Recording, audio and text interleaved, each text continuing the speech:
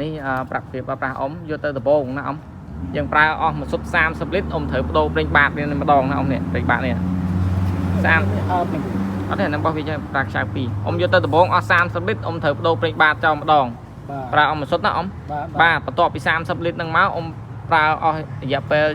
អស់មួយសុទ្ធ75លីត្របើតាមស្តង់ដារគេ100ម៉ោងតែយើងប្រើតែ75លីត្រទៅបានហើយអ៊ំអញ្ចឹងណា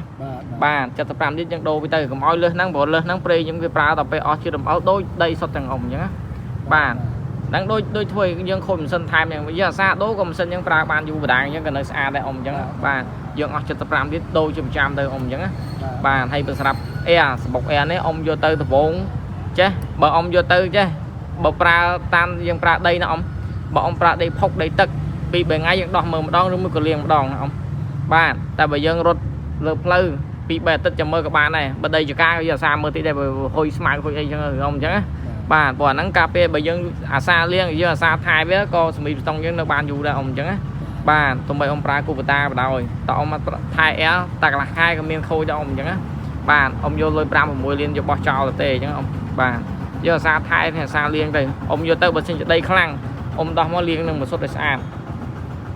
លាងនឹងមួយសុទ្ធហើយអ៊ំបើមានម៉ាស៊ីនបាញ់ថ្នាំយើងយកម៉ាស៊ីនបាញ់ថ្នាំយើងបាញ់វាតិចទៅឲ្យវាអាក្នុងដីក្នុងស្បុកហ្នឹងយើងដោះមួយសុទ្ធហើយវារីកដីហ្នឹងយើងបាញ់ទឹកទៅវាស្អាតទាំងអស់ហើយតែឲ្យស្ងួតចាំដាក់ចូលវិញផ្លុំបានផ្លុំអត់ចេញទេអ៊ំបាញ់មួយសុទ្ធឲ្យផ្លុំក៏អត់ស្អាតដែរបាទអ៊ំបាញ់មួយសុទ្ធហើយបាញ់ទឹកឲ្យស្អាតមកទុកឲ្យស្ងួតដាក់ចូលវិញចាក់ប្រេងថ្មីចូលវិញណាអ៊ំចាក់ប្រេងត្រាំវានេះណាអ៊ំបាទអ៊ំដឹងហើយប្រេងត្រាំព្រោះអ៊ំធ្លាប់ប្រើអញ្ចឹងអ៊ំបាទហើយទឹកវា3ខែដូចជាប្រចាំតែយើងមិនមែន3ខែកំដៅដល់អ៊ំមើលអត់ទេណាធុងទឹកនេះណាបាទមុននឹងយកទៅប្រើអ៊ំមើលប្រេងបាតគ្រប់មើលអែស្អាតទឹកគ្រប់ចាំយើងយកទៅប្រើណាអ៊ំបាទយើងថែតែប៉ុណ្្នឹងមិនសិនប្រើឆ្នាំអ៊ំអញ្ចឹងហើយបើមានបញ្ហាអីអ៊ំតាក់ទងមកក្រុមហ៊ុនណាអ៊ំបាទអរគុណច្រើនអ៊ំប៉ុណ្្នឹងឯង